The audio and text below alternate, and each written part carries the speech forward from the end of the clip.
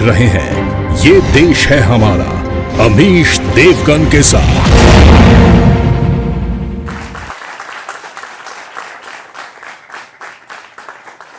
नमस्कार व्यूअर्स, मैं हूं अमीश देवगन और आप देख रहे हैं वीकेंड का सबसे भरोसेमंद कार्यक्रम ये देश है हमारा। इस हफ्ते ये देश है हमारा में हम सीधी और सपाट बात करेंगे, क्या हिंसा सहने के बाद भी चुप रहना चाहिए?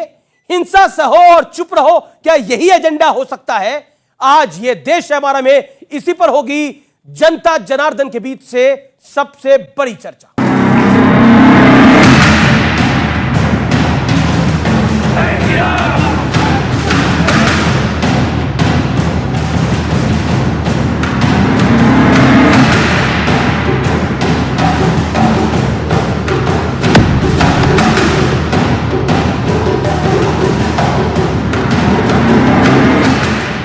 बाबा साहेब भीमराव अंबेडकर ने कहा था, जुल्म करने वालों से बड़ा गुनहगार जुल्म सहने वाला होता है। लेकिन ये वो दौर है जब जुल्म के खिलाफ आवाज उठाने वालों को शक की निगाहों से देखा जा रहा है। करौली में हिंसा हुई, कहा गया मुस्लिम मोहल्लों से हिंदू नववर्ष का जुलूस निकाला क्यों? रामनवमी पर एक के बाद एक कई राज्यों में शोभा यात्रा का स्वागत पत्थरों और पेट्रोल बम से हुआ, लेकिन कहा गया संवेदनशील इलाकों से निकले क्यों? ये पूरी जवाबदारी पुलिस प्रशासन की है और स्थानीय प्रशासन की है, जिसकी वजह से ये सब घटना हुई है। दंगाई छोड़े नहीं जाएंगे, कठोरतम कार्रवाई की जाएगी। बाबा साहेब ने तो संविधान में हिंदू और मुस्लिम इलाकों की कोई परिभाषा ही निर्धारित नहीं की थी, लेकिन आज धर्मनिरपेक्षता की आड़ में ये खेल खेला जा रहा है। ये देश तो हिंदू मुस्लिम एकता के लिए जाना जाता है। मोदी जी देश के प्रधानमंत्री जब से बने हैं तब से ऐसा क्यों हो रहा है? कौन है इसके पीछे जिम्मेदार? जिस तरह की सांप्रदायिक सियासत की साजिश और षड्यंत्र हो रहा है वो अनफॉर्चुनेट है, दुर्भाग्यपूर्ण है। कश्मीरी पंडितों को कश्मीर से खदेड़ा गया, उस वक्त सब चुप रहे। आज उस त्रासदी को कुछ तथाकथित बुद्धिजीवी प्रोपेगेंडा बताते हैं। अब एक बार फिर कश्मीरी पंडितों को लश्कर इस्लाम ने बाकायदा चिट्ठी लिखकर धमकी दी, लेकिन अब सब चुप है। हम आह भी करते हैं, हो जाते हैं बदनाम, वो कत्ल भी करते हैं तो चर्चा नहीं होती। क्या लोकतंत्र के लिए ऐसी परंपरा सही है? और क्या सांप्रदायिकता और धर्मनिरपेक्षता का एक तरफा रूट हो सकता है? आज इसी मुद्दे पर होगी सबसे बड़ी चर्चा। हिंसा सहो, चुप रहो। अब थोड़ा इत्मीनान से बैठिए। कुछ तथाकथित बुद्धिजीवियों ने, मेरे ही कार्यक्रम ने, कुछ बड़े नेताओं ने यह भी कहा कि रामनवमी पर जो हुआ वो झूठ है, प्रोपेगेंडा है, ड्रामा है। आज ऐसे तमाम लोगों के लिए मैं आंखें खोलने का दिन है। मैं आपको कुछ शॉर्ट्स दिखा रहा हूं, जो यहां पर भी बैठे हैं वो इन शॉर्ट्स को ध्यान से देखिए। स्क्रीन के दोनों तरफ वो शॉर्ट्स दिख रहे हैं। मैं 16 साल के शिवम की आपको तस्वीरें दिखा रहा हूं। शिवम रामनवमी पर हुआ जो दंगा था, जो हिंसा थी, उसका गवाह है। 16 साल के शिवम को इतनी बेरहमी से मारा गया कि चोट से सिर की हड्डियां टूट गई और उसके ब्रेन यानी दिमाग में घुस गई। 17 अप्रैल को शिवम के बहन की शादी थी, लेकिन जिस भाई को शादी की रस्में अदा करनी थी, पूरी करनी थी, वो इस समय आईसीयू में जिंदगी और मौत से जूझ रहा है। इसलिए इस शादी को भी फिलहाल टाल दिया गया है। जो तस्वीरें मैं आपको दिखा रहा हूं ये शिवम की है और ऐसा माना जा रहा है कि शिवम मानसिक तौर पर बहुत कमजोर हो गया है। वो कब ठीक होगा ये तो महादेव ही जानते हैं, ईश्वर ही जानते हैं। लेकिन जो लोग कहते हैं ये झूठ है, प्रोपेगेंडा है, कुछ हुआ ही नहीं, सिर्फ तमाशा और बखेड़ा बड़ा किया जा रहा है। इंदौर के एक अस्पताल में शिवम का इस समय इलाज चल रहा है और यह तस्वीर मैं आपको इस समय दिखा रहा हूं। मेरे साथ आज की चर्चा में सुबुई खान है, मेरे साथ आज की चर्चा में गौरव भाटिया हैं, प्रवक्ता हैं भारतीय जनता पार्टी के, शादाब चौहान है, नेता है पीस पार्टी के, आचार्य प्रमोद कृष्णम है, नेता है कांग्रेस पार्टी के। सुबुई खान, हिंसा सहो लेकिन चुप रहो, क्यों? अमीश, बहुत अच्छी 2 लाइनों से आपके कार्यक्रम की शुरुआत हुई है कि हम आह भी लेते हैं तो हो जाते हैं बदनाम, वो कत्ल भी करते हैं तो चर्चा नहीं होती। तुष्टीकरण की राजनीति का ऐसा विभत्स स्वरूप हमें आज हमारे देश में देखने को मिल रहा है कि सिर्फ वोटर नाराज होने नहीं चाहिए, वो वोट बैंक बना रहे, उनके अपराधों पे पर्दा डालने की कोशिश करी जाती है। ये बच्चा, ये शिवम जो ये हमारे सामने अस्पताल के बेड पर लेटा है, क्या ये ड्रामा है? क्या ये सत्य नहीं है? इसके लिए भी हम लोगों को डिबेट्स करनी पड़ती हैं, अपने जख्म को दिखा के बार बार ये चिल्लाना पड़ता है कि देखिए हमारे शरीर पर जख्म लगा है, और सामने वाला कहता है कि नहीं नहीं नहीं, आप अगर ये भी दिखा रहे हैं तो आप हमारे मजहब के ऊपर कोई उंगली उठा रहे हैं। रामनवमी पे पत्थरबाजी होना, शिवम को मारा उसके घर पर अगर बुलडोजर चल गया तो इतनी हाय तौबा मची हुई है। शादाब चौहान, आपकी पार्टी के नेता, आपके बड़े बड़े दानिश्वर लोग ये कहते हैं बुलडोजर चलाना गैर कानूनी है। एक बात बताइए, ये शिवम के दिमाग में उसकी हड्डियां डाल देना किस कानून के तहत आता है, और कौन सी जेनेवा कन्वेंशन की जानकारी आप परसों तरसों दे रहे थे? 2 बातें मैं कहूंगा कि एक चीज निकल कर आई है, इसमें विदेशी ताकतों का इन्वॉल्वमेंट है इन फसादात में। मैं उसको स्वीकार करता हूं, सरकार की रिकमेंडेशन को, और मेरा ओपिनियन है कि अमेरिका और आईएसआईएस मिलकर के मर्यादा पुरुष श्री राम की यात्राओं में एक गुंडों की फौज को इंप्लांट कर रहा है, जो जाकर के मस्जिदों पर झंडे लगाती है, बकवास करती है, और कोई भी वायलेंस होता है किसी की भी तरफ से होता है हम उसको न सिर्फ कंडेम करते हैं, और जो शिवम के साथ हुआ डेफिनेटली गलत हुआ, लेकिन बुलडोजर चलाना अगर है तो फिर अदालतों को बंद कर दीजिए, फिर पुलिस तय करेगी कौन अपराधी है कौन नहीं है। Let me complete. जो घर प्रधानमंत्री आवास योजना के तहत दिया जाता है उस पर बुलडोजर यह कह के चला जाता है कि यह अवैध है, क्या मतलब प्रधानमंत्री आवास योजना के तहत अवैध जमीन पर मकान बनाए जा रहे हैं? पूरी तरह से राजनीतिक लाभ के लिए हिंदुस्तान के कल्चर को कत्ल किया जा रहा है। कौन कर रहा है राजनीतिक लाभ के लिए इस कल्चर को? एक बड़े वकील सुप्रीम कोर्ट के, मेरे बड़े भाई हैं वो, उन्होंने कहा था हर दंगा आरएसएस के लोग कराते। मेरे बड़े भाई ने कहा था, सुप्रीम कोर्ट के बड़े वकील, मेरा भाई ये खड़ा है, गौरव भाटिया। एक सवाल है अमीश प्लीज, इन्होंने अभी नेशनल टीवी पे माना कि अंतरराष्ट्रीय साजिश है, बाहर के लोग प्लांट किए जा रहे हैं, लेकिन वहीं जब हम एनआरसी की बात करते हैं कि भाई एक रजिस्टर ऑफ सिटीजन बनने दीजिए, पता चल जाए कौन अंतरराष्ट्रीय ताकतें हैं, कौन घुसपैठी हैं, तो यही शादाब चौहान एनआरसी के खिलाफ झंडा मैडम मैं बता दिया अमेरिका और आईएसआईएस गठबंधन। आपने कौन सी अपनी एफबीआई खोल रखी है? आपने अमेरिका का नाम ले लिया। ठीक है गौरव भाटिया, ठीक है गौरव भाटिया, आरएसएस के लोग दंगा कराते हैं। इस देश में तो एक नेता है, हालांकि पूर्व मुख्यमंत्री दिग्विजय सिंह, जो अभी लोकसभा चुनाव लड़े थे 2019 में, 4 लाख वोटों से हार गए वो अपना चुनाव। वो माननीय दिग्विजय सिंह, जिन्होंने फर्जी फोटो भी ट्वीट किया, उन्होंने तो ये भी कहते था 26/11 भी आरएसएस की साजिश है। वो एक किताब का विमोचन करने के लिए गए थे और कांग्रेस का शासन था, उन्होंने बोला 26/11 तो बीजेपी की साजिश है। उन्होंने तो पाकिस्तान को क्लीन चिट दे दी थी। एक बार फिर कहा जा रहा है कि आरएसएस और बीजेपी की साजिश है। अशोक गहलोत ने भी यही बात बोला। इसे कहने में मुझे गर्व है कि हिंदू धर्म जो है और जो हिंदू है वो पूरे विश्व में सबसे ज्यादा सहिष्णु है, और ये बात इनको माननी होगी। और ये दुख की बात है कि राम नवमी अगर मनाई जा रही है तो उस पर पत्थर चलाए जाते हैं, और दिग्विजय सिंह एक झूठा ट्वीट कर देते हैं, वो कहीं और की तस्वीर दिखाते हैं। ये बात अलग है कि दिग्गी राजा का बज गया बाजा, एफआईआर हो रखी है, उनकी गिरफ्तारी भी होगी। और दूसरी तरफ अशोक गहलोत है।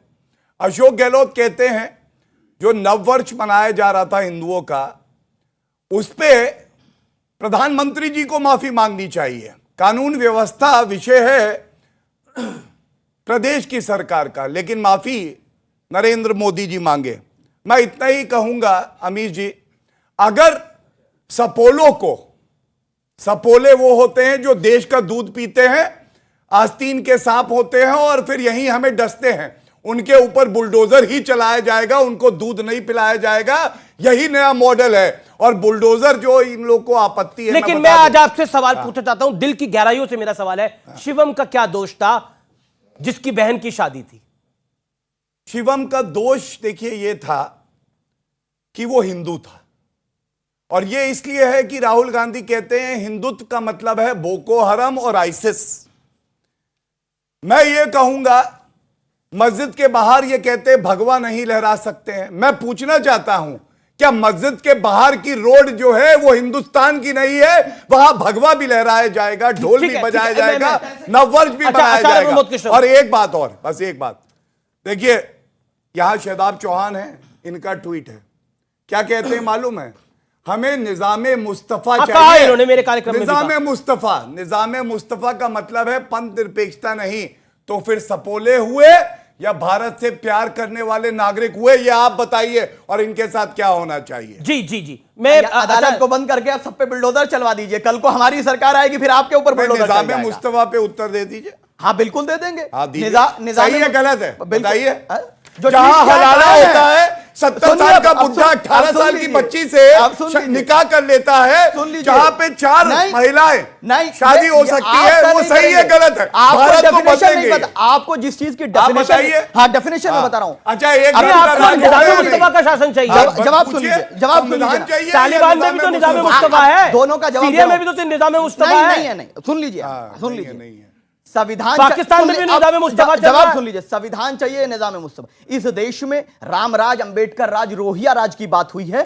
संविधान बदलना नहीं है, बल्कि जिस तरीके से निजाम मुस्तफा में न्याय था वही निजाम मुस्तफा है। किसी पर अत्याचार ना हो, किसी से भेदभाव ना हो, महिलाओं के अधिकार हो, यह हमारा निजाम मुस्तफा। मैं देखिए, मुझे आचार्य प्रमोद कृष्ण की बात भी आना। आचार्य जी, इस देश के अंदर रामनवमी में एक पैटर्न चला, और वो पैटर्न ये चला, पहले पत्थर चलाए गए, खदेड़ा गया, और फिर घर से भी निकाला जा रहा है।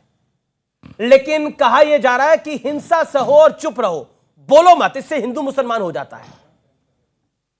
अमीश, धर्म की किसी किताब में नहीं लिखा है कि झगड़ा करना ठीक है, फसाद करना ठीक है, दंगा करना ठीक है, हिंसा करना ठीक है, नफरत करना ठीक है। लेकिन अफसोस इस बात का है कि सारे झगड़े धर्म के नाम पर ही किए जा रहे हैं। दूसरी बात है, इसका मतलब है कि अगर झगड़ा करना ठीक होता, दंगा करना ठीक होता, नफरत करना ठीक होता और धर्म की किताब में लिखा होता, तब तो एक अलग मसला था। तो फिर ये झगड़े हो क्यों रहे हैं, दंगा हो क्यों रहा है? मुझे लगता है कि झगड़ा धर्म का नहीं है, झगड़ा है सियासत का। और जो आप बात कह रहे थे अभी, गौरव भाटिया जी, हमारे आदरणीय गौरव भाटिया जी, राष्ट्रीय प्रवक्ता भारतीय जनता पार्टी, ये कह रहे थे ये सपोले हैं। क्या भाई, दिग्विजय सिंह 10 साल चीफ मिनिस्टर रहे हैं, दिग्विजय सिंह संसद के सदस्य हैं, वो सपोले हैं? दूसरी बात, आपने कहा कि दिग्विजय सिंह ने एक झूठी तस्वीर जो है ट्वीट कर दी। भाई, आदमी से गलती हो जाती है, उन्होंने वो माफी मांगी, वह तस्वीर डिलीट कर दी। लेकिन आपने तो एक एयरपोर्ट की तस्वीर चीन की बीजेपी ने ट्वीट कर दी थी, तो क्या आपने माफी मांगी? ये बात नहीं है। सवाल ये है अमीश देवगन, देखिए फर्क है। आचार्य जी, मैं आपको रोकूंगा, माफ करिए, मैं आपको रोकना पड़ेगा। आपने डेढ़ मिनट रोकने का अधिकार रखते हैं, आप गौरव भाटिया को रोकने का अधिकार नहीं रखते। नहीं, मैं तो सबको वो रोकने का अधिकार रखता हूं। मैं तो प्रधानमंत्री मोदी से भी जब सवाल करता हूं तो उनको रोक कर सवाल पूछ लेता हूं, गृह मंत्री से भी सवाल पूछता हूं तो पूछ लेता हूं, ठीक है। लेकिन मैं आपसे सवाल एक जो पूछ रहा हूं वो महत्वपूर्ण इसलिए है कि ये चीन की फोटो ट्वीट कर दी, वो अलग विषय है। लेकिन खरगोन में हिंसा चल रही थी, उस दौरान एक फोटो ट्वीट करना गलत और फर्जी और झूठी फोटो ट्वीट करना कि एक मस्जिद पर की मीनार पर भगवा झंडा लहराया जा रहा है और वो कुछ देर रहती है, वो वायरल हो जाती है और उसके बाद उसको डिलीट करा जाता है। पॉइंट ये है, क्या वो हिंसा भड़काना नहीं था? मध्य प्रदेश में जो दंगा हुआ वो दिग्विजय सिंह के ट्वीट पे नहीं हुआ। जब दंगा हो गया उसके बाद का ट्वीट है, वो भी उन्होंने डिलीट कर दिया, नंबर 1। नंबर 2, एक सवाल करता हूं आपसे, अगर राजस्थान में दंगा होता है उसकी जिम्मेदारी तो अशोक गहलोत की मानी जाती है, लेकिन अगर गुजरात में दंगा होता है और मध्य प्रदेश में दंगा होता है तो उसकी नहीं, मध्य प्रदेश में अगर दंगा होता है तो उसकी जिम्मेदारी दिग्विजय सिंह की है। मैंने मध्य प्रदेश के गृह मंत्री से सवाल पूछा कि कमी आपकी थी, तो क्या जवाब आया? उनका सीधा कहना था कि हम कार्रवाई कर रहे हैं। जब कार्रवाई कर रहे हैं तो आप रोक क्यों रहे हैं? नहीं, किस पे कार्रवाई हो रही है? चल रहे हैं तो आप कह रहे हैं हम नहीं रोक रहे। सुनिए, हम कह रहे हैं आपके चैनल, हम कह रहे हैं आप जी, अगर आपको लगता है दिग्विजय सिंह के ट्वीट की वजह से दंगा हुआ तो दिग्विजय सिंह जी का घर ढा दीजिएगा ना, चलाइए बुलडोजर दिग्विजय सिंह, चलाइए ना, चलाइए। मैं कहता हूं दिग्विजय सिंह जी के घर पे बुलडोजर चलाइए, क्यों नहीं चलाते आप? आप एक तरफ कहते हैं कि ये दंगा कराते, नहीं, एक सेकंड, मैं जिम्मेदारी से कह रहा हूं, राहुल गांधी छोड़िए, क्यों नहीं राहुल गांधी को छोड़ेंगे? Give me the answer. अरे मैं कह रहा हूं, अगर आप इतना गंभीर आरोप दिग्विजय सिंह जी पे लगा रहे हैं, आप मानते हैं कि दिग्विजय सिंह दंगे के जिम्मेदार हैं, तो उनके घर पे बुलडोजर चलाया जाए। चलाइए, कब चलाएंगे? चलाइए। आप सिर्फ हिंदू मुसलमान और धर्म के नाम पर विभाजन करके सत्ता की रोटियां सेकना चाहते हैं गौरव भाटिया जी। और माफ करना अमीश देवगन, आप इसमें सपोर्ट कर रहे हैं, आपको सही सवाल करना चाहिए और जवाब सही सवाल कर रहा हूं। हिंसा सहो और चुप रहो और जब जो हिंसा की बात करता है वो हिंदू मुसलमान कर रहा पूछिए भाटिया जी है। शिवम अपनी जिंदगी और मौत की लड़ाई लड़े, लेकिन हिंदू मुसलमान इस देश में नहीं होना चाहिए। हिंसा हुई किसके नाम पर? पत्थर नहीं फूल चलाए थे। अमीश देवगन जी, हिंदुओं की ठेकेदारी आपके पास नहीं है ना बीजेपी के पास है। गौरव जी जवाब देंगे। गौरव भाटिया, आप लोगों की सरकारें हैं, तो क्या आप लोगों की सरकारें रक्षा भी नहीं कर पा रही हिंदुओं की? देखिए ऐसा है, आप खुद जानते हैं सीए लाने वाला कौन? नरेंद्र मोदी जी की सरकार। हमने 4 सरकारें प्रदेश की त्याग दी। हमने कहा यह बड़ी बात नहीं है, राम मंदिर भव्य बनना चाहिए, आज बन रहा है। हिंदू अस्मिता के लिए अगर कोई पार्टी खड़ी है और डंके की चोट पे खड़ी है तो वो भारतीय जनता पार्टी। एक मिनट अमीर जी प्लीज, एक मिनट। इन्होंने जब पत्थर चलाए ना, इन्होंने एक संदेश दिया। इन्होंने संदेश ये दिया, तुम हिंदू हो, हम पत्थर चलाएंगे, पत्थर की ताकत। आज बुलडोजर, वर्दी और कानून की ताकत मध्य प्रदेश में दिखाई जा रही है, जो योगी मॉडल है जिसपे हमने गर्व है। तो आज सारी जनता तय करेगी वो कहां खड़ी है। कर रही है। अगर योगी आदित्यनाथ बुलडोजर चलाते हैं तो वो बुलडोजर बाबा हो जाते हैं। अगर शिवराज सिंह चौहान बुलडोजर चला रहे हैं तो ओवैसी से लेकर कांग्रेस तक कह रही है ये गैर कानूनी है, ये गलत है। आप क्या कहते हैं? अमीश देवगन, मैंने बड़ी जिम्मेदारी से आपसे एक सवाल किया और एक सवाल गौरव भाटिया से किया कि अगर आप मानते हैं कि दिग्विजय सिंह दंगा कराने के जिम्मेदार हैं तो उनके घर पर बुलडोजर कब चलाओगे? इन्होंने जवाब नहीं दिया। अब सुनिए, अरे बुलडोजर कब चलाओगे? चल जाएगा बुलडोजर, चलाओ ना बुलडोजर, चलाओ ना बुलडोजर, गांधी परिवार आप चलाओ बुलडोजर। आप कब चलाओगे? अरे बताओ ना, आप सब साथ चलाइए बुलडोजर, आप चलाइए बुलडोजर, कांग्रेस के प्रवक्ता चलाइए ना। मैं कह रहा हूं चलाइए, चलाइए। बात कर रहे हैं अगर वो दंगे के जिम्मेदार है, अपना काम कर रहा है। आप ये बताइए, मतलूब अहमद की महबूबा जो है वो कब गिरफ्तार करेगी मतलूब को, ये तो बताइए। अच्छा ठीक है, सवाल पूछे जा रहे हैं, हम भी तो सवाल पूछ रहे हैं। रुकिए ना, आचार्य जी गौरव भाटिया का है। कौन? देखिए, महबूबा तो आपकी फूफी है। अरे आपकी तो बहन है कि नहीं है? मेरी तो बहन है, ठीक है। आपके साथ तो सरकार में रही है। नहीं, आपने मुख्यमंत्री बनाया महबूबा को, आप मतलूब की बात कर रहे हैं। अच्छा, सुनिए, देखिए गौरव भाटिया, महबूबा मुफ्ती में तो फंस जाते हैं आप लोग। क्यों? इनके साथ भी तो रही है। अच्छा गौरव नहीं रही, आप पूछिए ना। अरे तो आप और ये बराबर है क्या? आप बुलडोजर के साथ हैं या बुलडोजर के खिलाफ है? इस देश के खिलाफ जो बोलता है, इस देश के खिलाफ जो साजिश करता है, इस देश के खिलाफ जो भी है, चाहे वो हिंदू हो या मुसलमान, मैं उसके घर को बुलडोजर ढाने के पक्ष में हूं। लेकिन सवाल इस बात का है, राजनीतिक फायदा और नुकसान देखते हुए आप दिग्विजय सिंह के ऊपर इतना जबरदस्त आरोप लगा रहे हैं कि उन्होंने दंगा कराया। बुलडोजर चले तो जायज है? मैंने डिमांड की है। मध्य प्रदेश में जो बुलडोजर चले वो जायज है? गौरव भाटिया के 2 सवालों का जवाब देना चाहता हूं। अरे जवाब, हाँ मैं दूंगा जवाब। इन्होंने कहा साहब मतलूब कहां है, राजस्थान पे सवाल किया। अरे भाई एक बात बताओ, तुम कह रहे हो हम मतलूब को पकड़ लेंगे, तो मुस्लिम पार्टी है इसलिए हम मतलूब को नहीं पकड़ना चाहते। गौरव भाटिया, आप अपने ज्ञान को दुरुस्त करिएगा। अफजल गुरु को फांसी के फंदे पे कांग्रेस की सरकार ने लटकाया, कसाब को फांसी के फंदे पे कांग्रेस की सरकार ने लटकाया। सुनिए सुनिए सुनिए, बिल्कुल लटकाया आपने फांसी पर, लेकिन सत्य ये है हमने लटकाया। और सुनिए, सत्य ये है, सुनिए पूरी सुनिए। कंधार छोड़ने आपकी सरकार और आपके मंत्री के जवाब दो। गौरव एक सेकंड, गौरव भाटिया जवाब दीजिएगा। आपने अफजल गुरु को जरूर फांसी पे लटकाया, लेकिन अफजल हम शर्मिंदा है, तेरे कातिल जिंदा है, वो नारा लगाने वाला कन्हैया कुमार भी आपकी पार्टी में आज शामिल है। उस कन्हैया कुमार को पार्टी में लेकर आपने जो पुण्य किया था उससे बड़ा पाप कर दिया। आचार्य प्रमोद कृष्ण, जवाब तो पूरा देना पड़ेगा आपको भी। कन्हैया कुमार जिसने नारा लगाया अफजल हम शर्मिंदा है, तेरे कातिल जिंदा है, वो आज की कांग्रेस का स्टार प्रचारक होता है। आचार्य प्रमोद कृष्ण के कमलनाथ के बराबर में खड़ा होता है, प्रियंका गांधी के बराबर में खड़ा होता है। कहां अब की कांग्रेस और तब की कांग्रेस में जमीन और आसमान का फर्क है आचार्य जी। जिसने अफजल गुरु को फांसी में लटकाया और आज जिसने बोला अफजल हम शर्मिंदा है, तेरे कातिल जिंदा, उसको पार्टी में लेकर स्टार प्रचारक बना दिया। सत्य तो यह है। मैं आपके सवाल का जवाब दूं या गौरव जी के सवाल का जवाब? जी बोलिए। गौरव देना चाहता हूं। देखिए आचार्य जी, कभी भी तथ्यों पे गलत मत होइएगा, कुछ भी करिएगा। राहुल गांधी की क्लास थोड़ी ना है कि गलत तथ्य बता देंगे। इन्होंने क्या बोला, अफजल गुरु को हमने फांसी दी। अरे जैसा अमीर जी ने बताया उसको एक और बात नहीं बताई इन्होंने। 5 साल तक वो फाइल, जब प्रेसिडेंट ने मर्सी पिटिशन डिसमिस कर दी, ये लोग नहीं हस्ताक्षर कर पाए क्योंकि वो मुसलमान था और इनका वोट बैंक खिसक जाएगा। और झूठ कैसे बोलते, देखिए याकूब मेमन कह रहे हमने फांसी दी।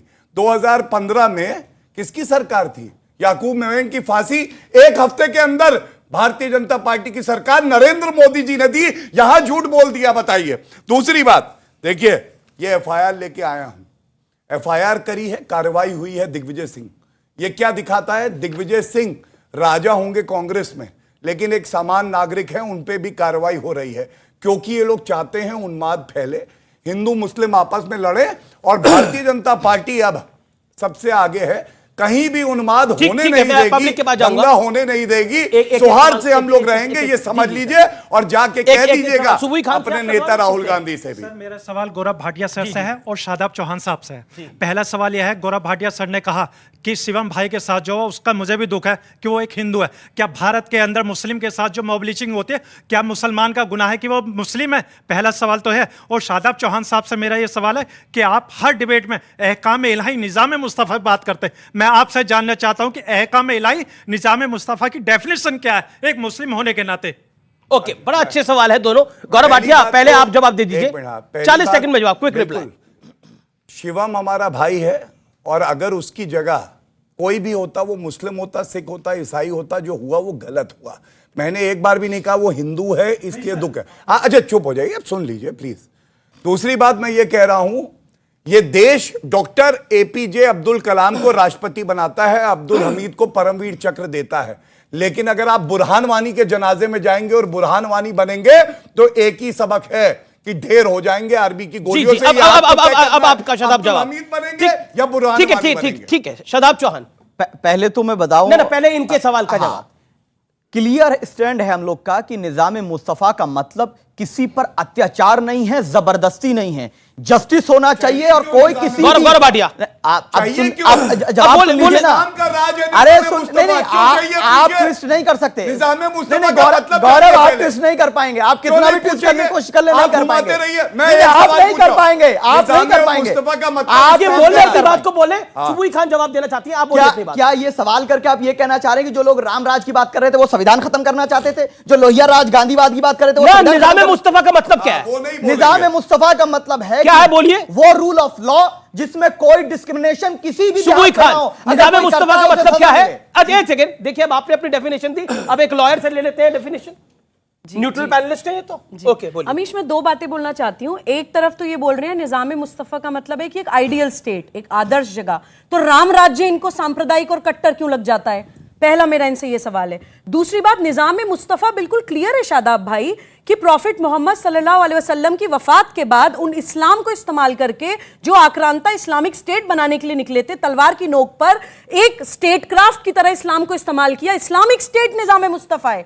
आप कैसे कह रहे हैं कि एक आइडियल स्टेट? आप भारत को, एक पंथ निरपेक्ष देश को, किसी एक स्पेसिफिक मजहब के नाम पर कैसे स्टैब्लिश करने की कल्पना भी कर सकते हैं? और अगर आप ऐसा करते हैं तो आपको क्यों ना देशद्रोही बोला जाए? जवाब पहले तो हमने कभी जवाब, फिर अगला पहले तो मैंने कभी नहीं कहा कि रामराज जो है वो गुंडाराज नहीं, मर्यादा पुरुष श्री राम या भारत की आस्था का प्रतीक है और मेरे परिवार का हिस्सा है, लेकिन मेरे पूर्वज के नाम पे कोई गुंडागर्दी करेगा किसी की हैसियत नहीं है। हम सबको पे निकलेंगे गुंडागर्दी।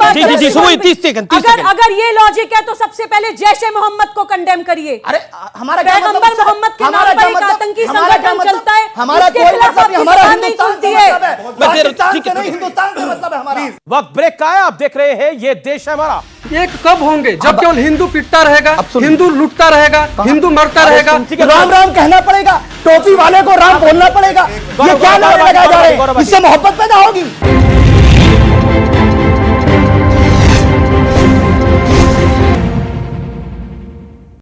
वेलकम बैक, आप देख रहे हैं वीकेंड का सबसे भरोसेमंद कार्यक्रम ये देश है हमारा।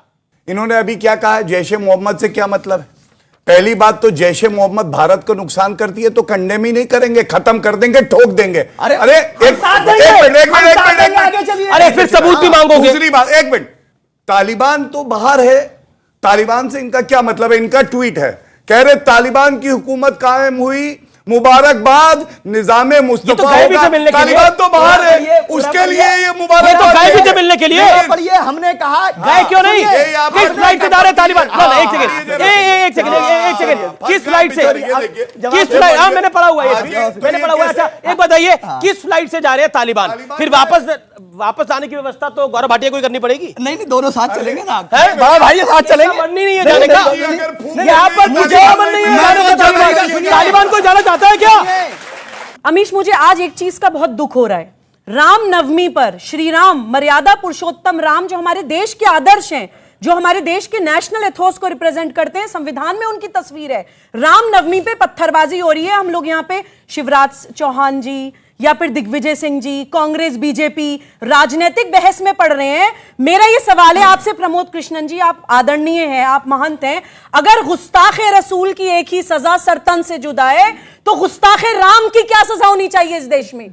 आपसे सवाल है मेरा, छोड़िए राजनीति, अपने दिल पर हाथ रख के मेरा ये सवाल है, गुस्ताखे राम की क्या सजा होनी चाहिए? आचार्य प्रमोद कृष्णन, अभी आप कांग्रेस के नेता नहीं, आप आचार्य पहले हैं, जवाब दीजिए इस बात का। अगर भगवान राम के खिलाफ कोई बात करता है तो वो हमें बिल्कुल बर्दाश्त नहीं है, बिल्कुल बर्दाश्त नहीं। काल्पनिक है राहुल गांधी और गांधी। अरे अब ये राहुल गांधी को ले आए, अब ये राहुल गांधी के सवाल बताइए। मेरा सवाल प्रमोद जी से है। वैसे तो कांग्रेस राम को मानते नहीं है, अभी तक एंटोनियो माइनो का ट्वीट नहीं आया रामनवमी पर जो हिंसा। सोनिया गांधी आप नाम लीजिए ना, क्यों आप इस तरह? सोनिया गांधी क्या जैसे उत्तर प्रदेश में बुलडोजर के खौफ से कोई दंगा फसाद नहीं हो रहा, मध्य प्रदेश इसी रास्ते पे अगर चल रहा है तो क्या सही, ये इनको अगर बुलडोजर चल रहा है तो क्या ये निंदा करते हैं या सही या गलत है? आचार्य जी बताएंगे। जी आचार्य जी, बुलडोजर चल रहा है, सही या गलत है, हाँ या ना? अच्छा, मैं आपके सवाल का जवाब दे रहा हूं। मुझे बताओ अमीश देवगन जी, जब देश आज़ाद हुआ उसके बाद से लेके आज तक बीजेपी ये कहती थी भाई हिंदू खतरे में है क्योंकि हमारी सरकार नहीं बन रही। अब 8 साल से आपकी सरकार है, अब भी राजस्थान में हिंदू खतरे में है, कश्मीर में हिंदू खतरे में है, मध्य प्रदेश में हिंदू खतरे में, गुजरात में हिंदू खतरे में। तो आखिर हिंदू खतरे में कब तक रहेगा? और अगर आपके रहते हुए भी हिंदू खतरे में, तो आप इस सत्ता से उतर के इस्तीफा दे के जाइएगा, दोबारा बात करिएगा। दूसरी बात मैं बताता हूं कि हिंदू खतरे में क्या। एक सेकंड, व्यूअर्स आपके लिए, गौरव भाटिया रुकिए थोड़ी देर के लिए, मैं आपको बताता हूं कि क्या पैटर्न है। आज देश में माहौल बिगाड़ने का एक पैटर्न मैं आपको बताना चाहता हूं। जब भी कोई विवाद होता है उसकी क्रोनोलॉजी एक जैसी होती है। मैं आपको समझाता हूं कैसे। पहले मुद्दा खड़ा किया जाता है, उस मुद्दे का पक्ष में फिर माहौल बना जाता है, लोगों की भावनाओं के साथ खिलवाड़ होता है, भ्रम और अफवाहें, झूठ फैलाया जाता है, लोगों को सड़क पर उतरने के लिए उकसाया जाता है। याद करिए सीए, याद करिए किस तरह से शाहीन बाग हुआ था और पूरे देश में शाहीन बाग होने लग गया था। उसके बाद कार्रवाई हो तो तुरंत डर की दुकान खोल दी जाती है। अभी देखिए, रामनवमी के जुलूस में पत्थर चले, बुलडोजर चला तो डर की दुकान खोल दी गई। कहा गया कि ये इंस्टेंट जस्टिस करने की प्रणाली खोल ली है इन्होंने, लेकिन इस इंस्टेंट जस्टिस की क्या जरूरत है, ये मैं आप पे छोड़ता हूं। गिरफ्तारियों के बाद विक्टिम कार्ड खेला जाता है, मुसलमान गिरफ्तार हो रहे हैं। याद करिए किस तरह से पूरा पैटर्न आप समझ गए होंगे। अंतरराष्ट्रीय स्तर पर एक प्रोपेगेंडा खड़ा कर दिया जाता है। देखिए, मुसलमान खतरे के अंदर है, एग्जैक्टली यही होता है। लेकिन शादाब चौहान, मैं आपके पास आता हूं, अब यह पैटर्न देश की समझ में आने लग गया है। अब आप एक्सपोज हो गए हैं इस पूरे पैटर्न के ऊपर। जिस दिन ये पैटर्न नहीं तो क्यों, जब बुलडोजर चला तो क्यों आप छाती पीट रहे थे और ये कह रहे थे कि मुसलमानों को टारगेट किया जा रहा है? सुन लीजिए, ये देश को ये पैटर्न समझ में आ रहा है कि जो ये हिंदू और मुसलमान को लड़ाने वाली शक्तियां हैं, ना हिंदू लड़ना चाहता। कब से हो रहा है हिंदू मुसलमान का लड़ने का? कब से हो रहा है हिंदू मुसलमान के लड़ने का काम? सुन लीजिए, कब से हो रहा है? 2014 के बाद कंप्लीट करने, लेट मी कंप्लीट नहीं, ये हिंदू और मुसलमान को लड़ाने का काम कब से हो रहा है? जब से संघ का जन्म हुआ, जब से हो रहा है। अच्छा, 1947 में कौन सा संघ था और किस कौन सा संघ था? यही संघ जन्म हुआ था। औरंगजेब के समय पर कौन सा संघ था? औरंगजेब के समय पर कौन सा संघ था? भारत के टुकड़े करे मेरे भारत के, और हम तो, भागवत जी ने कहा अखंड भारत बनाएंगे, मैं तो कह रहा हूं चलो भागवत जी जल्दी से लेकर आते हैं पाकिस्तान को भी। गौरव भाटिया बताएं कब चलना है पाकिस्तान के लिए? हम तो तैयार हैं, हम मुसलमान तैयार हैं भारत के लिए। छोटा सवाल, अभी एक सवाल है, आपने कहा कि 1400 साल पहले कौन सा संघ था। मैं पूछना चाहता हूं कि करबला में जब हजरत इमाम हुसैन करबला के मैदान में गए हैं तो उन्हें बुलाया किसने था? तुम जैसे लोगों ने बुलाया था जो गद्दार थे, दलाल थे। क्या बोल रहे हैं? लोगों थे, क्या बोल रहे हैं? एक महिला है, आप सम्मानजनक बात करिए, आप सवाल पूछिए। आप गद्दार दलाल बोल रहे हैं किसी पहले? नहीं, ये गलत है। गद्दार तो बोल सकते नहीं, आप कैसे बोल रहे हैं? आपने बिल्कुल अभद्र, अच्छा ये अभद्र भाषा नहीं है। अब एक सेकंड, आपने बोला दलाल और दलाल अभद्र भाषा नहीं है। एक सेकंड आपने बोला एक सेकंड मैं रोकता हूं आपको, एक सेकंड रोकता हूं। आपने बोला दलाल, आपने बोला आप एक सेकंड आपने बोला, आपने जनाब बोला कि दलाल जो है वो अभद्र भाषा नहीं, यही बोला ना आपने, दलाल अभद्र भाषा नहीं है। परिवार में किसी सदस्य को बोलेंगे ये दलाल इधर आओ, बोलते हो आप? नहीं सर, मैं नहीं बोला है तो बताइए, अगर आप अपने परिवार में ऐसी भाषा बोलते हैं। इमाम हुसैन रहमतुल्लाह अलैह, आप सवाल पूछिए, किसने बोला? आप सवाल पूछिए, आप दलाल कह रहे हैं, गद्दार कह रहे हैं, किस चीज के गद्दार हैं ये? देश के गद्दार हैं ये? सर जिस तरह उन लोगों ने गद्दारी की थी इसी तरह ये किससे गद्दारी करी थी? इनका पता नहीं है किस साइड से आजा कौन सी बात करने लगे। ये अपनी बात कर रहे हैं। सुबुई खान है तो इनको आपकी तरफ की बात। आपका नाम क्या है? मेरी बात, मैं तो राणा हूं सर, मैं तो चौहान हूं। क्या नाम है आपका? मैं तो राजपूत हूं। अरे नाम छोड़िए ना, मैं चौहान हूं। अरे नाम तो बताइए आप उसे छोड़िए ना। क्यों नाम से क्या करना है? क्यों नहीं नाम बताएंगे आप? नाम अच्छा नहीं लग रहा आपको? अपना नाम क्यों नहीं बताएंगे आप? और अगर अभी आईडी चेक कर ली जाएगी तो कहेंगे देखिए आप हमारे स्टूडियो में बैठे, आप अपना नाम भी नहीं बताएंगे। उवैस राणा नाम है सर मेरा। अब ये आप मुझे इसका जवाब दे दीजिएगा सोशल मीडिया के माध्यम से भी। सर मैं एक सवाल, अच्छा ठीक है, आपने सवाल आपकी राय अब मैंने हो गया। अब बैठिए बोलिए सुबुई, अब अपनी बात बोलिए। और मैं माफी चाहता हूं कि हमारे स्टूडियो में आपको इस तरह की भाषा बोली। आप क्यों माफी चाहेंगे अमीश? देखिए भारत एक डेमोक्रेटिक स्टेट है, डेफिनेटली सबका अपना एक व्यू पॉइंट है। इन्होंने जो बोला वो इनके संस्कार के हिसाब से। Thank you. देखिए आप जवाब दे रही हूं मेरे भाई। इमाम हुसैन का आपने जिक्र किया, मैंने अभी सवाल किया कि प्रॉफिट मोहम्मद की नस्लों के साथ जिन्होंने अत्याचार किया वो सारे मुसलमान थे। प्रॉफिट को जिन्होंने अपमानित किया वो सारे मुसलमान थे। इस्लामिक स्टेट में मुसलमान को जो मार रहे हैं सारे मुसलमान हैं। सवाल है पूरा पैनलिस्ट से, जैसे कि हम लोगों का सेकुलरिज्म नेशन है, तो जब रामनवमी के इस अवसर पे ऐसा एक चीज़ हुआ तो उधर इंसान को इंसान के हिसाब से नहीं देख के क्यों राजनीति से लिंक किया जा रहा है? क्यों हिंदू मुसलमान को ये ऐसे करके दिखाया जा रहा है? मेरे पास एक सिंपल सा क्वेश्चन है कि इक्वल स्टेट में सबको क्यों नहीं दिखाया जा रहा है? इक्वल स्टेट में क्यों नहीं दिखाया जा रहा है? गौरव भाटिया देखिए, मेरे भाई ने जो बात कही, 3 तथ्य भारत में बिल्कुल स्पष्ट हो गए हैं।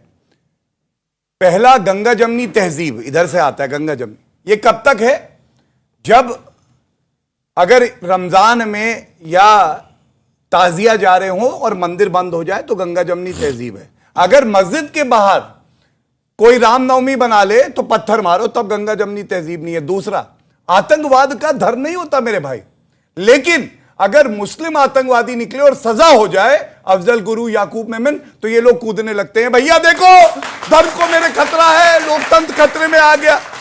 पंथ निरपेक्षता बहुत अच्छी है, बहुत अच्छी है, लेकिन तब तक है जब तक मुस्लिम जो है अल्पसंख्यक है। जब बहुसंख्यक हो जाते हैं तो इस्लामिक मुल्क और निजाम मुस्तफा अच्छा है। ये 3 तथ्य हैं, इसीलिए भारत अब आगे बढ़ेगा, क्योंकि इसको रिजेक्ट कर चुका है, इनकी पॉलिटिक्स को भी और इनको भी। मेरा एक प्रश्न है कि भारत में चाहे दुर्गा पूजा हो, चाहे सरस्वती पूजा हो, चाहे रामनवमी हो, चाहे कुछ भी हो, यहाँ दंगा हो जाते हैं, लेकिन अन्य किसी भी धार्मिक कार्य होते हैं, किसी भी पंथ संप्रदाय कार्य होते हैं, कुछ नहीं होता है भारत में। आखिर ऐसा क्यों हो रहा है और कब तक होता रहेगा? मेरा सबसे प्रश्न है, इसका उत्तर आप लोग दे दीजिए। जी, ये जो सबने वाला ना, इसमें सब अपना हाथ खड़ा कर लेते हैं, मेरे लिए दिक्कत हो जाती है। चलिए शादाब चौहान आप बोलिए। मैं बता रहा हूं, ये आपका जो सवाल है मेरे भाई, ये इस देश की जरूरत है कि जब तक हम एक साथ नहीं होंगे, जब तक हम अमेरिका और चाइना का मुकाबला नहीं कर सकते। डेप्सोंग में चाइना कब्जा करके बैठा। Second point, let me complete कर, सुन लिया। अरे प्रश्न आपने बोला कि सब एक हो जाएंगे तब तक ये मतलब कि नहीं होगा। एक कब होंगे? जब केवल हिंदू पिटता रहेगा, हिंदू लूटता रहेगा, हिंदू मरता रहेगा, कैसे एक होंगे? इनके 400 पूजा हो, झारखंड में रुपेश मारा गया, बंगाल में अरे भाई साहब सुन लीजिए, उसे मारा गया। जवाब सुनेंगे आप? अभी रामनवमी हुआ, 8 जगह दंगे हुए, कब जवाब तो सुन लीजिए। जी जी जी, आपका सवाल हुआ। आप एक काम करिए, आरएसएस की एक बुक है बंच ऑफ थॉट, उसको आप पढ़िए और उसको पढ़ने के बाद ये रियलाइज करिए, सुन लीजिए, आप ये रियलाइज करिए कि जो मस्जिद पर जो झंडा लगाने वाले लोग हैं, कभी सुना?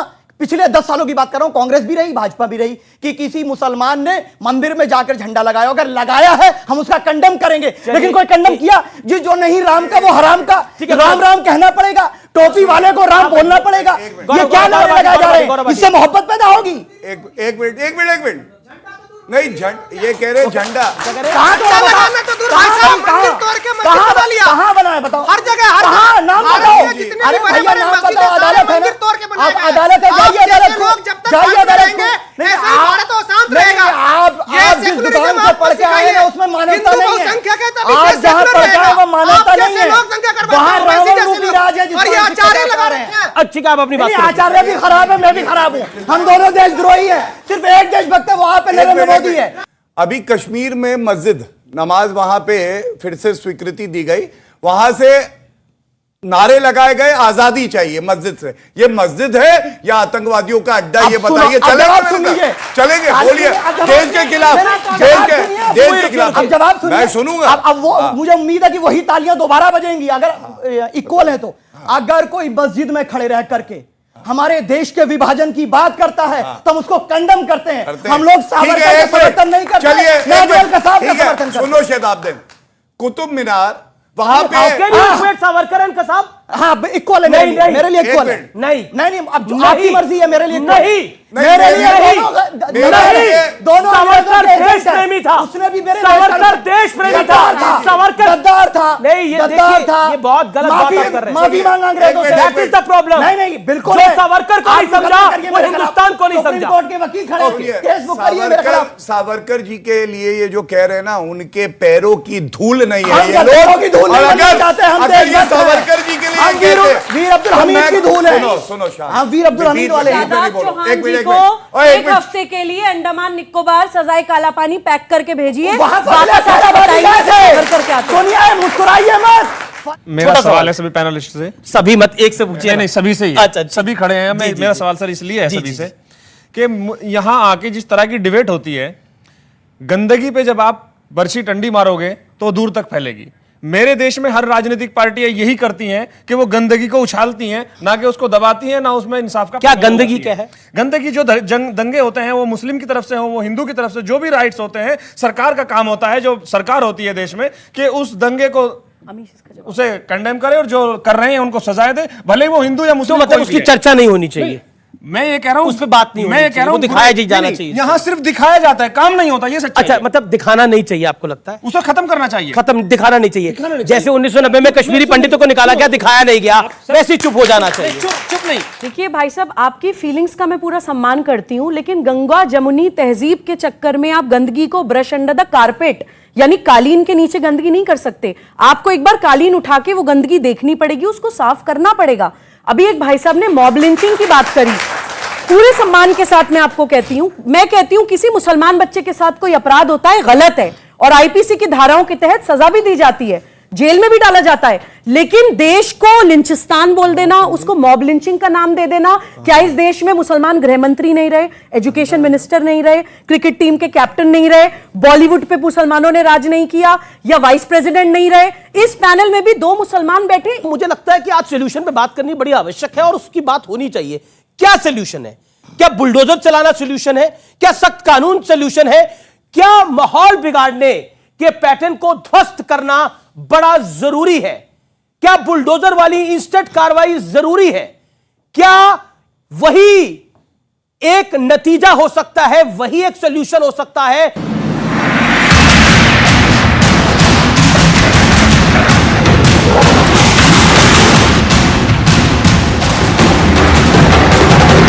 मैं आप लोगों से राय लेना चाहता हूं। मैं चाहता हूं कि जल्दी से आप लोग रिएक्शन दें और बताएं क्या ये बुलडोजर वाली पॉलिसी जरूरी है। क्विकली एक आप बताइए। जी बिल्कुल जरूरी है, बिल्कुल जरूरी है। आपको क्या लगता है? नहीं सर, ये सही नहीं है। ये सही नहीं है। आपको क्या लगता है? आप सर कुछ कह रहे थे बुलडोजर वाला? कि मैं ये कह रहा हूं कि दंगाई कोई भी हो, चाहे किसी जाति का हो, धर्म का हो, किसी पार्टी का हो, उस पर सख्त कार्रवाई होनी चाहिए। और जो है लेकिन साथ में ये भी है बुलडोजर ठीक है, मतलब नहीं कोई भी सख्त कार्रवाई हो, ये कानून का काम है, सरकार का काम है कि उन पर सख्त कार्रवाई होनी चाहिए। आचार्य प्रमोद कृष्ण, आतंकवादियों को छोड़कर कंधारा है ये देश प्रेमी, और जिन्होंने इंदिरा गांधी की शहादत दी वो देशद्रोही।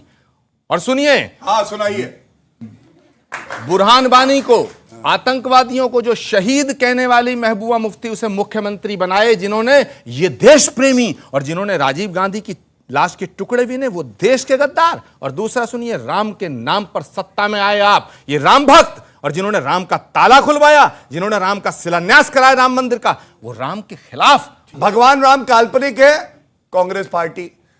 हिंदू लड़के लड़कियां मंदिर में छेड़ने जाते हैं, राहुल गांधी। और यहाँ पे आचार्य जी हैं, इन्होंने कहा गौरव राम भाटिया मंदिर जी, का आपका तो सारा दारोमदार राहुल गांधी पे आके रुक चलिए जाता आप है। अच्छा आचार्य पे सब आ जाते राहुल हैं। गांधी पे आचार्य पे आ जाते भाई, हैं। राहुल आचार्य गांधी जी, बेचारे क्या गुनाह कर गलत रहे हैं? बात, ये देखिए गलत। अब आचार्य जैसे शोभा नहीं देता है। अरे आपको भी शोभा नहीं देता, भारतीय जनता पार्टी के देखिए राष्ट्रीय प्रवक्ता आचार्य हैं जी आप। ने राम मंदिर फैसले पे क्या कहा था मैं बता दूं। इन्होंने कहा था यदि फैसला हिंदुओं के पक्ष में नहीं आता तो ये जो है मानते नहीं इसे, ये हिंदुओं के लिए कह रहे हो। और उसके अलावा ये वो हैं आचार्य जी, ये बात कुछ करते करते कुछ है। इन्होंने कहा जैसे बीजेपी झूठी पार्टी वैसे इनका टीका झूठा। और देखिए ये तस्वीर जो है लाखों की है, खुद जाके छुप छुप के टीका लगा लिया। ये है ये आचार्य जी देश को कह रहे हैं झूठा टीका, खुद जाके टीका लगा टीका तो सभी ने ये लगवाया। देखिए ना, ये आप ही की तस्वीर है। अरे देखा आपने। कई लिबरल लोगों ने ये कहा है कि हिंदुओं को मुस्लिम एरिया में नहीं जाना चाहिए जुलूस निकालने के लिए, तो क्या अब अपने भारत में हमें हिंदू और मुसलमान एरिया देख के जाना पड़ेगा? बहुत बढ़िया सवाल, बहुत बढ़िया सवाल। ये सुबुई खान और शदाब, मैं आपसे सवाल पूछना चाहता हूं। सेकुलर भारत के अंदर वो सेकुलर भारत जिसको वो सेकुलर शब्द जब 1975 की इमरजेंसी लगी, आप लोग यहां पर हो, व्यूअर्स मैं आपको बताना चाहता हूं वो सेकुलर शब्द कब आया इस देश के अंदर। कहा जाता है ना इमरजेंसी लगा दी गई है। देखिए मीडिया को कंट्रोल किया जा रहा है। असल में इमरजेंसी क्या होती है वो 1975 से 77 के दौरान पता लगा था, जब 1975 में विपक्ष के तमाम बड़े नेता लाल कृष्ण आडवाणी, अटल बिहारी वाजपेयी, ये सब जेल में बंद थे। तब इस देश के अंदर सेकुलरिज्म नाम का शब्द इस देश के संविधान में डाला गया था, जब सब लोग जेलों में बंद थे। यह होता है। और उस सेकुलर भारत में सुबुई खान, आपका जो सवाल है मैं लेके जाता हूं सुबुई खान के बाद, उस सेकुलर भारत के अंदर मुस्लिम इलाका है जी, और उन मुस्लिम इलाकों के अंदर हिंदुओं की शोभा यात्रा नहीं निकल सकती जी। और कई इस देश के बुद्धिजीवियों ने इस बात को बोला कि क्या कर रहे थे ये लोग मुस्लिम इलाकों में। अगर सेक्युलर कंट्री है, मुसलमान इलाका या मुसलमान मोहल्ला क्या होता है? यही है इस्लामिक स्टेट। पहले इलाका मुसलमानी होता है, उसके बाद प्रदेश मुसलमानी होता है, फिर देश मुसलमानी हो जाते हैं, देश को विभाजन करके एक अलग इस्लामिक स्टेट बन जाती है। उसी चीज को हम निप इन द बड करने के लिए बार बार ये डिबेट्स करते हैं कि द्विराष्ट्रवाद इस देश में क्यों चलता है। अगर आप भारत माता के पुत्र और पुत्री हैं तो आप पहली बात तो ये मानिए कि आप अल्पसंख्यक नहीं है मेरे भाई। 30 करोड़ मुसलमान है भारत में। किसी भी यूनाइटेड नेशंस की डेफिनेशन, कोई भी इंटरनेशनल कन्वेंशन की परिभाषा के हिसाब से 30 करोड़ लोग अल्पसंख्यक नहीं होते। आप देश में रहते हुए अपने आप को जब अलग मानते हैं, वहीं से सारी समस्या शुरू होती है अमीर, और हमें उस समस्या का समाधान भी नहीं मिलेगा। ये कौन सा इलाका है? ये मुस्लिम इलाका है, हिंदू इलाका है, सिख इलाका है, ईसाई इलाका है? ये बड़े इलाके बांटे जा रहे थे, ये कौन सा इलाका है? अभी कोई टोपी वाला सब्जी बेचने आएगा तो तुरंत पता चल जाएगा कौन सा इलाका है, तुरंत पता चल जाएगा। अभी जब आई कार्ड देखा जाएगा, बोले डंडा लेकर जाना पड़ेगा तुझे, यहां से पता चल जाएगा। जब मुरादाबाद में कोई घर खरीदेगा तुरंत पता चल जाएगा कौन सा इलाका। तो मेरी बहन ने जो सवाल किया उसका जवाब दे रहा हूं, सुन लीजिए। जो बहन ने सवाल किया कि ये हिंदू इलाके में, मुस्लिम इलाके में हिंदू यात्रा क्यों नहीं निकाल सकते, अरे बिल्कुल निकाल सकते मेरी बहन, लेकिन जब वहां निकाली तो पत्थर चल गए, अब कंप्लीट कर लीजिए। निकाली तो पत्थर चल गए ना, लगाए जाएंगे, क्या कंप्लीट करेंगे? हराम का नारा लगाना पड़ेगा। जब मस्जिद में घुसकर झंडा लगाया जाएगा तब वो गलत होगा, वरना आर्टिकल 19(1)(d) कहता है हर हिंदुस्तानी जहां चाहे वहां जा सकता है। अभी हाल ही में एक फिल्म आई कश्मीर फाइल्स, शायद आप लोगों ने देखी होगी, नहीं देखी होगी, लेकिन सच्चाई पर आधारित फिल्म थी। कश्मीरी पंडितों के साथ जो नरसंहार हुआ, तब भी ये देश चुप रहा। आज जब रामनवमी के जुलूसों पे पत्थर चलाया जा रहा है, तब भी उम्मीद की जाती है कि चुप रहा जाए, इससे हिंदू मुसलमान होता है। मेरे भाई, इस देश के अंदर हिंदू मुसलमान तो 1947 में हो गया था, जब इस देश का विभाजन हिंदू मुसलमान के नाम पर हो गया था। इस देश के अंदर तो हिंदू मुसलमान तब हो गया था जब कश्मीरी पंडितों को उनके घर से निकालने के लिए आह्वान कश्मीर की मस्जिदों से हुआ था। कहा था कि तुम चले जाओ अपनी औरतों को छोड़कर। इस देश में तो हिंदू मुसलमान तब था, नरेंद्र मोदी तो नहीं था ना तब शासन के अंदर, हिंदू नहीं था ना नरेंद्र मोदी तो शासन के अंदर। ये गलतफहमी है। मैं बार बार कहता हूं, नरेंद्र मोदी मोहरा हो सकता है आपके लिए। महासभा ने बंटवारा करवाया, ये मतलब ये बंटवारा नहीं कराया था बंटवारा। आचार्य प्रमोद कृष्णम, वक्त आ गया है, सच चाहे कड़वा हो, सच को बोलने का अब वक्त आ गया है। क्या आपको लगता है यह देश तभी तक सेकुलर है जब तक इस देश में हिंदू बहुसंख्यक है? अब मैं एक बात कह के अपनी बात को खत्म करूंगा कि धर्म का जो मूल मंत्र है वो शांति है। यदि किसी देश के अंदर या किसी व्यक्ति के दिल और दिमाग में अगर शांति नहीं है तो उसके लिए सब धन दौलत ऐश्वर्य सब बेकार है। इसलिए हाथ जोड़ के मेरा निवेदन है गौरव भाटिया जी से भी और शादाब साहब से भी, सुबुही जी से भी और इस देश के तमाम लोगों से कि हिंदू चाहते हैं कि उनकी आस्था का सम्मान हो, लेकिन मैं निवेदन मेरा तो सवाल था, मैं ये देश तभी तक सेकुलर है, मैं निवेदन करना चाहता हूं सबसे कि वो दूसरों के अकीदे का एहतराम भी करें। गौरव भाटिया, इससे सीधा सवाल है, सीधा जवाब चाहिए। बिल्कुल। देखिए, एक भाई ने पूछा था कि अमन शांति कैसे रहेगी, यही सवाल था।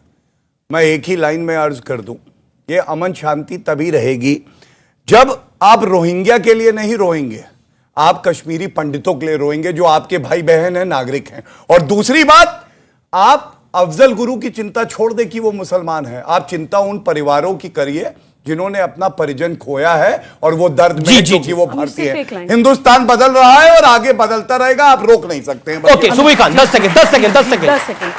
आचार्य प्रमोद कृष्णन जी ने कहा धर्म का मूल मंत्र शांति है। मैं इसको नकारती हूं। धर्म का मूल मंत्र कर्तव्य है। अन्याय सहकर बैठे रहना यह महादुष्कर्म है। न्यायार्थ अपने बंधु को भी दंड देना धर्म है। ठीक है शादाब चौहान, जब तक भारत के लोगों के अंदर यहाँ के कल्चर को, यहाँ की खूबसूरती दिलों में बसी हुई है, कोई नरेंद्र मोदी या कोई और नहीं मिटा सकता यहाँ की मोहब्बत को। नरेंद्र मोदी जी बोलिए, अरे आप क्या कह रहे हैं नहीं बोलेंगे ना? नहीं, ऐसे वैसे नहीं है। तालिबान के लिए कह रहे हैं, तालिबान हफीज सईद जी, और यहाँ बोलेंगे नरेंद्र मोदी। सुनेंगे क्या? आप तो बोलते दंगाई बात कर रहे हैं आप। नरेंद्र मोदी से मैं समझ सकता हूं कि नरेंद्र मोदी को आप पसंद नहीं करते, उसके कई कारण हो सकते हैं, कई कारण हो सकते हैं, लेकिन इस देश की जनता जो है वो नरेंद्र मोदी को सिर आंखों पर रखती है और चुनाव बार बार जिताती है। आपका अधिकार है विरोध करने का, आप अपना विरोध करते रहिए। फिलहाल इस कार्यक्रम में इतना ही। नमस्कार, जय हिंद, वंदे मातरम।